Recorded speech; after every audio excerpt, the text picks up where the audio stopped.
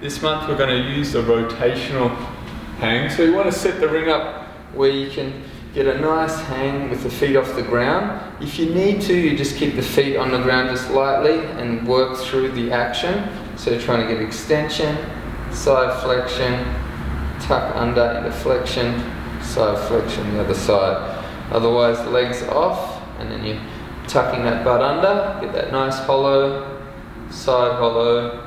arch, side hollow, and then coming back. So only going for 4 reps in a minute, so you've got that nice grip strength development. You can make it a bit harder and tuck, and keep that there, really trying to get the legs behind there, tuck there, thighs up, like that, so it works a little bit harder, slightly different, but the key thing we're looking for is that nice disc shape. Ideally you stay in a dead hang in the shoulder, and we're working with 1 ring, but you can work with 2 if the shoulders are a bit funny, and you can work actively if you find that dead hang is a little bit nasty on the connective tissue.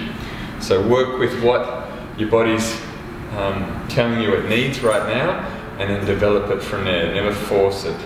So we've got the standing rotation, so you're going into flexion, rounding out internal rotation. Then as I come around to the side, I'm opening up my chest to neutral here, looking to the front. Then as I go into extension, looking up, opening up the chest, to the side, and then dropping down. So 1 rep would be 15 seconds. With this one as well, just watch the range, don't force it too much. Use the breath, breathing into extension. Breathe out into flexion. Tongue stays on the roof of the mouth, and you can drive the hips a bit forward in the extension, hips a bit back in the flexion, so you keep that counterbalance so you don't fall one way or the other. And then that way you can get a bit more range out of the spine and go a bit further into it as well. But you want it to feel good. You're trying to provide therapy for each of your segments through the spine and strengthen them in that rotational method all around it, three-dimensionally, as opposed to just doing front, back or side. So it is quite hard in the spine. Really be mindful on those corners when you're going into extension and rotation. But if you've got any type of injury in your spine, definitely just go super easy on this. It's not something that you want to force your body to do in any way. If there's an area there that you feel too much tension in the spine and your body's fighting back, it's fighting back for a reason. So you've got to give it time, and the combination of the bridge work, this hang standing work, the floor work, all the different core drills, plus the warm-ups, plus the mobility work. You know, you're trying to get that to all work together to improve your overall health. You're not trying to force one of these drills and make it, you know, this self-sacrificing experience where you're just kind of damaging yourself and hurting yourself for the sake of getting it done. Try and work with the body, and always work with what it presents to you on the day, not just what you did last week or what you did yesterday or whatever.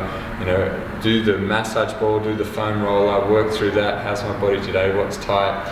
And work with yourself, because you've got to wake up in your body for the rest of your life. So you want it to feel good. You want to enjoy being in it. Like myself, I've damaged my neck 20 years ago, and then I've forced myself to train quite hard, in the last 20 years. And even though it didn't put me out of action completely, it could be a lot stronger now if I didn't force it too much. I had a lot of fun training, I did a lot of cool stuff, that was great for myself and my ego, all of those things.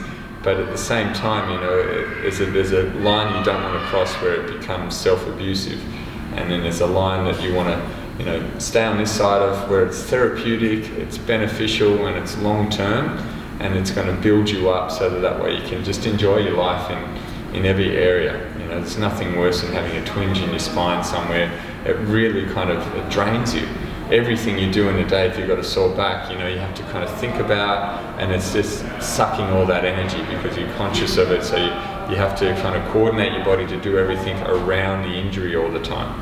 So you want to build resilience in the body in the chain, so that way you can always feel good.